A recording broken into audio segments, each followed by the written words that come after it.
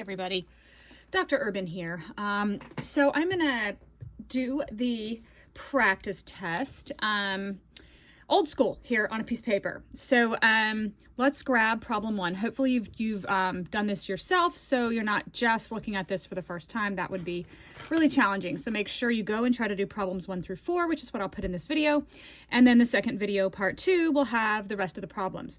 I am going to go very quickly so that I can fit these on short videos and be able to upload them quickly. The longer the video, the harder it is to upload. So feel free to go one at a time or slow me down to a normal pace. Okay. This is very similar. This should be very similar and very familiar with the different portions of the course. The first one is a chapter 2 problem. So your minivan is going 12.5 meters per second. It accelerates at a rate of this, and it ends up at this speed. How much distance does it cover? So let's write our knowns. My initial velocity is 12.5 meters per second. My final velocity is 15.5 meters per second. The acceleration of my vehicle is 2.5 meters per second squared. And I'm asking how much distance. So I'm asking delta x. I have initial and final velocity and acceleration. I want delta x. Get ready to pause me here because I'm going to ask you what equation I should use. You should know that's equation 3. So v final squared equals v initial squared plus 2 acceleration delta x, and I'm solving for delta x. How far did it go? So you have to do the algebra, done on the board a couple times, but v final squared minus v initial squared over 2 acceleration equals delta x, which is, making sure you can still see what I'm writing, 15 meters per second, or sorry, 15.5, erase that, 15.5 meters per second squared, which is my v final, 15.5 meters per second squared minus 12.5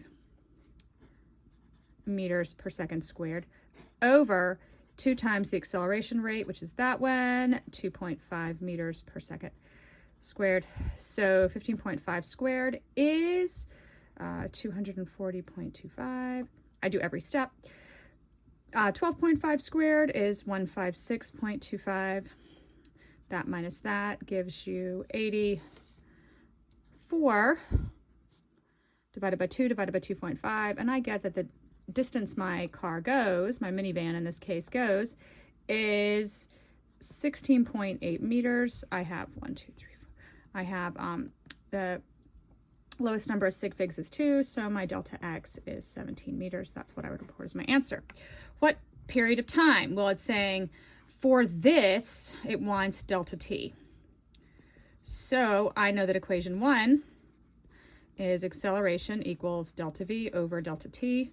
Solve it for delta t. Delta t equals delta v over acceleration, which is v final minus v initial, over acceleration, which is 15.5 meters per second, minus 12.5 meters per second, over acceleration was 2.5 meters per second squared.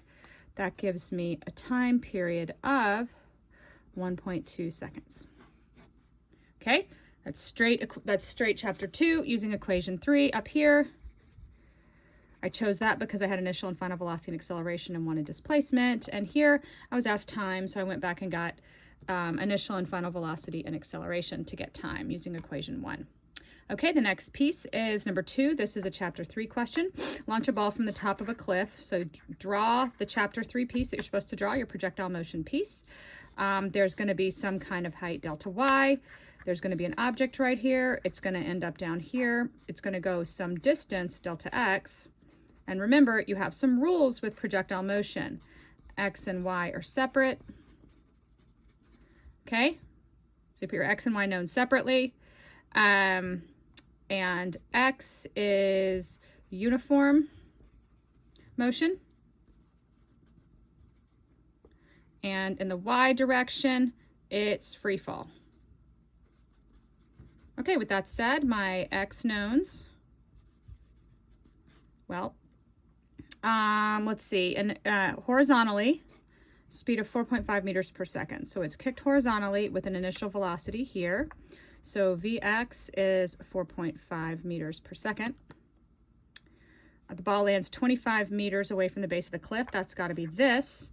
That's got to be delta x. So delta x is 25 meters. I don't know how long that takes. Delta t is a question mark. And the only thing I know in the y direction, I'm going to go over here, write my knowns in the y. Okay, oh, and I know my acceleration in the x is 0. We talked about that in class. My knowns in the y, I know acceleration in the y is what? Gravity. I don't know the height because it literally says, how high is the cliff? So I delta y, I don't know. I also don't know time. So your only choices with projectile motion are solve x, get delta t, then solve y, or you go in the other direction. You solve y, get t, solve x. So I can't solve x. I can't solve y because I don't know the height or the time. So I have to start here. So I have to then, I'm going to erase these double-ended arrows because let's just write down what we're going to do in this problem. I'm going to have to solve x to get t and separately solve to get delta y. Okay, so velocity is displacement over time. I need time out of this in the x direction. So delta t is delta x over velocity. Just do the algebra there. That is, x velocity was 4.5 meters per second. The delta x, the distance it goes is 25 meters. The velocity is 4.5 meters per second. So that means the time of this, circle it, that's not your final answer. You want height, you're just getting time as an intermediary right here. The time that takes is going to be 3.5 seconds. Okay, so I have solved x to get t. Now I can solve y. Almost always I'm going to be using equation 2 here. So delta y equals v initial in the y plus 1/2 acceleration in the y delta t squared.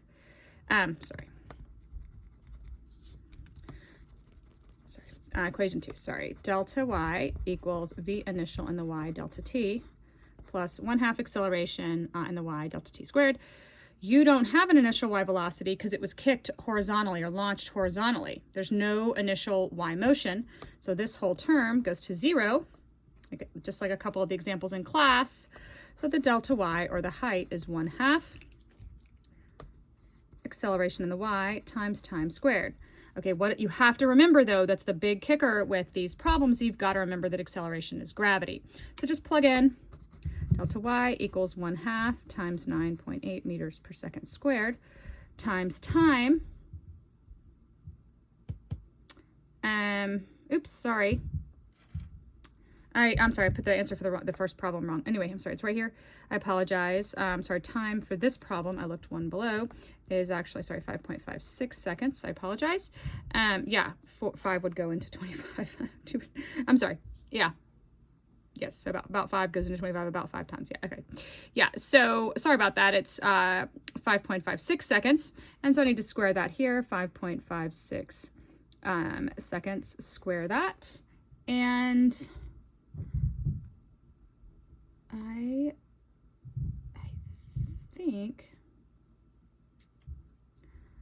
think I did this one. I forgot to square. I will come back at the beginning of the next video and have that answer for you. I apologize. Leave that little box there. Don't have the calculator available. I will have that answer for you in just a moment. I'm just trying to get as much of this done as is humanly possible. So I'm going to scoot the page up and we are going to set these up again. Beginning of the next video, I'll have that answer for you. This one's really straightforward. Your friend is sledding down a 17-degree hill in the snow. If they start from rest, how fast are they going?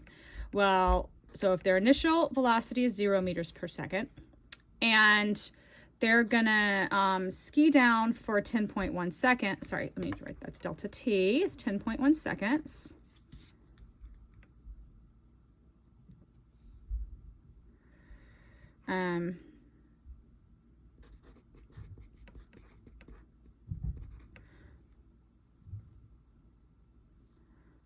then, let me pause for just a moment. Yeah, okay, sorry. What is my, how fast are they going? How fast are they going after 10 seconds? And so I'm going to set this one up for you. Again, I'm going to have to come back with the answer in just a moment. So, but I've got an initial velocity, and I don't know what V final is. This is very confusing. I only have 10 seconds, but I'm not given acceleration. So the big kicker in this is to remember on a hill, acceleration on a hill or an incline is plus or minus g sine of theta. This is all in your notes. So it's 9.8 meters per second squared times sine of 17 degrees. That's the first thing we have to do, is get that acceleration. And that acceleration is 2.865 meters per second squared. Okay, that's an intermediate answer. And then I want to know what time is. So I know that acceleration is a change in velocity over change in time. And I'm sorry, I want to know final velocity, right? So I'm going to set this one up. I'll give you the answer at the beginning of the next video. So I'm going to set it up for you to work. So you can also see the other version of equation 1 where it's already linearized. But V final equals V initial plus acceleration in the x times time. You're given that both forms, both of these two forms, you're given on your equation sheet. So I'm looking for V final. My initial speed is at rest, so that's 0. And so I'm going to set it up like this. Acceleration is 2.865 meters per second squared times, how long did the person ski? 10.1 seconds. 10.1 seconds. And again, I will have that answer for you at the beginning of the next video. Okay. Last one is that I did this one on the board. It's that obstacle problem. I believe you had 3 of these for your chapter 2 homework. Okay. Driver is going at, so their initial velocity is 12 meters per second.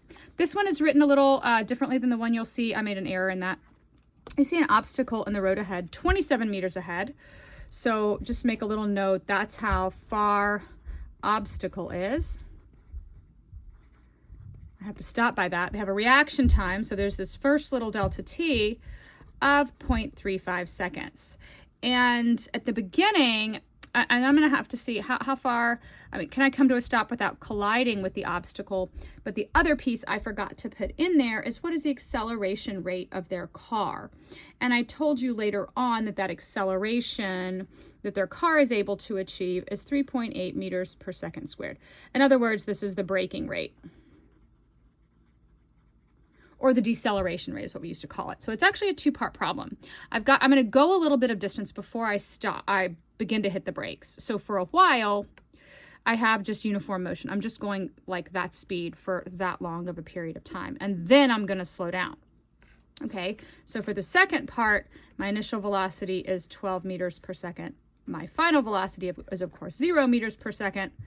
I know the acceleration of my car, the braking, which is 3.8 meters per second squared, and I'm going to be finding the distance, question mark. That's the braking distance, though. I need to know how far I go for the reaction time, my reaction time distance. So it's a 2-parter. So velocity in the first part is just displacement over time. So how far did I go, like when I'm seeing it and haven't even put my foot on the brakes yet? So 12 meters per second, sorry, I'll solve it out for you. Velocity times time, okay? So 12 meters per second times my reaction time of 0.35 seconds. So I'm gonna go, this is during the reaction time part. I'm gonna go just 4.2 meters. So I'm gonna circle that. That's how far I go before I hit the brakes. Now hold on. Second part is my braking.